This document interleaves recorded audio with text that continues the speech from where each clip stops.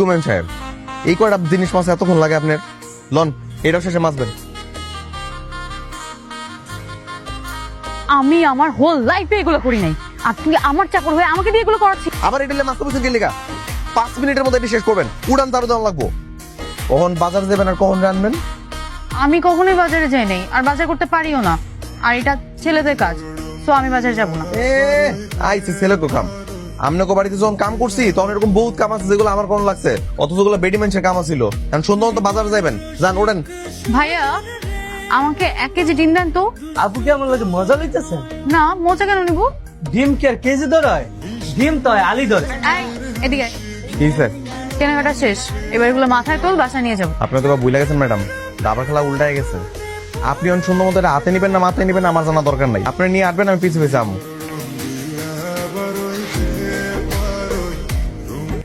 এই, তোমার পিছে পিছে আসছিস কেন? আমি একাই যেতে পারবো, তোর আশা লাগবে না, যা। ম্যাম সাহেব, আপনার মধ্যে ভুলে যেতেছেন।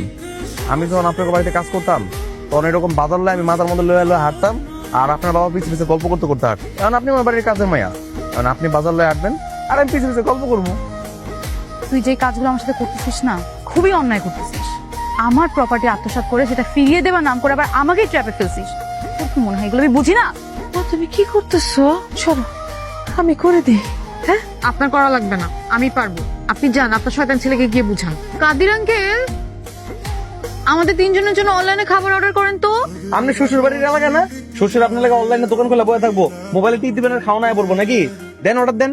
আম্মা আপনি ওঠেন, আমি সুন্দর করে রান্না করে দিতেছি। আমি খুব সুন্দর করে করব, আপনি কিন্তু খাইতে পারবেন মজা করে।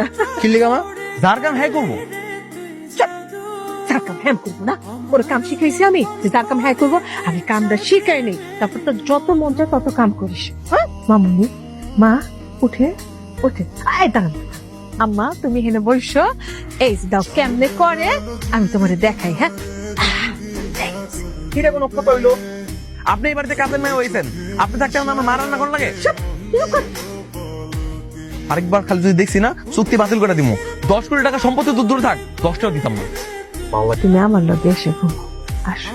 ইম্পসিবল, আমি লাইফে কখনো এসি রুম ছাড়া ঘুমাইনি।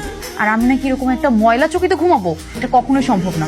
কাদের আঙ্কেল, এখানে কি আশেপাশে কোনো হোটেল আছে? আছে তো। আপনি শ্বশুর জানতো যে আপনি কোন একদিন এই গ্রামে আইবেন, তখন আপনি হোটেল খুঁজবেন। এর লেগে আপনার লেগে একটা এসওয়ালা হোটেল বানায় রেখে গেছে। যান হেনে যায় ঘুমান। যাবা, তুই ওখানে গিয়ে শুয়ে পড়, 2-4 দিন শুলেই অভ্যেস হয়ে যাবে। এটা তোর বাপের বাড়ি না যে এসি লাগানো থাকবে। যা। তুমি চুপ করো, আজকে তোমার জন্য আমার এই অবস্থা। এই ম্যাম সাহেব, এটা আপনার বাসা না, এটা আমার বাড়ি। এই জায়গাটা আমার ইশারার বাইরে উল্টাপাল্টা কিছু লেখার খবর হয়ে যাবে কিন্তু। ওকে ফাইন, আমি গাড়িতে গিয়ে ঘুমাচ্ছি। সাইমা,